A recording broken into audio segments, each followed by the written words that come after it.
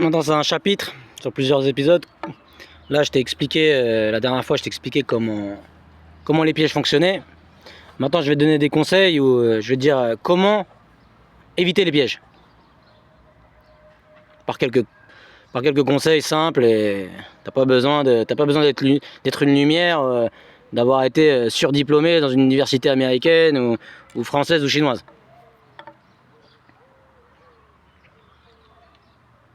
Donc comme je te dis sur le chapitre sur les pièges, ils peuvent tout essayer pour te manipuler et te pousser là où ils le veulent. Après je vais répéter une fois. Quand tu es victime d'une répression d'État, faut pas prendre mon exemple, mon cas personnel. Français d'origine maghrébine, homme de confession musulmane, activation du système en 2018, et qui pète un câble et qui se fait tuer sur un trottoir, sur internet, sur les réseaux, dans les chaînes info, et dans les points presse, on parle quand même, on se pose la question, on remet en question l'immigration subsaharienne et maghrébine, de confession à connotation de confession musulmane, etc., le radicalisme islamique, etc., etc. Toi, ça peut être autre chose. Toi, c'est ni... tu t'appelles peut-être Brendan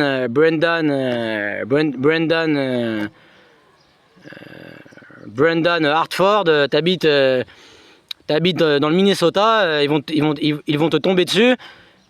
Soit c'est pour la régulation des armes à feu, il faut des tueries de masse pour refaire une loi plus en profondeur, un peu comme Kalief Browder, ils ont fait ça, en réalité Kalief Browder, ils ont fait ça pour réformer le système judiciaire pour les mineurs, pour la prison pour mineurs, etc. Donc ils font ça que... Ils ne font ça pas que pour le terrorisme islamique. Ils font ça pour lutter contre... pour réformer des lois, comme Kalief Browder. Barack Obama, après la mort du suicide de Kalief Browder, son histoire a pris de l'ampleur. Il visite les prisons américaines, il dénonce le traitement réservé aux mineurs, il réforme le système judiciaire, etc. Toi, t'habites, t'appelles Monsieur Hartford, t'habites dans le Connecticut. Voilà. T'étais, je sais pas moi, t'es informaticien ou vendeur de vélo. Il te tombe dessus à une date précise, qui t'est préparée depuis ta naissance ou non, pour que ne serait-ce uniquement pour que tu te suicides. Ou que tu finisses dans un sale état.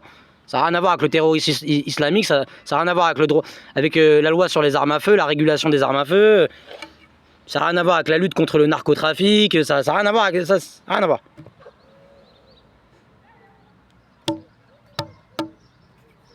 Donc en réalité, chaque harcèlement d'État, chaque répression d'État a un objectif. Lutte contre le terrorisme islamique, lutte contre les dictatures, un peu comme l'exemple Bouazizi, monsieur Bouazizi, vendeur de pamplemousse et d'orange en Tunisie, qui se fait harceler par la police et il n'arrive même pas à rentrer 1 euro par jour, 2 euros par jour, et qui pète un plomb, qui se suicide, qui s'immole devant un commissariat ou je ne sais quoi, et la révolution de Jasmin, qu'on appelle la révolution tunisienne, débute.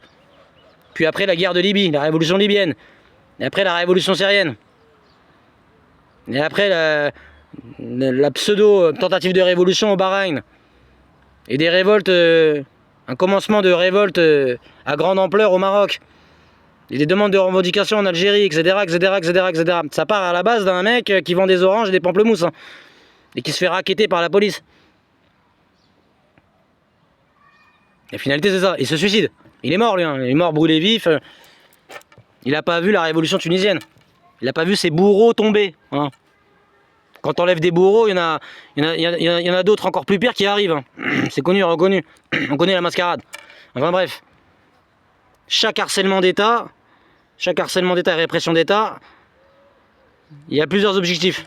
Soit la lutte contre le terrorisme islamique, soit un renversement de régime, soit une pseudo-bavure policière qui était volontaire, qui a mal tourné et qui se transforme en émeute dans un pays, soit, je sais pas.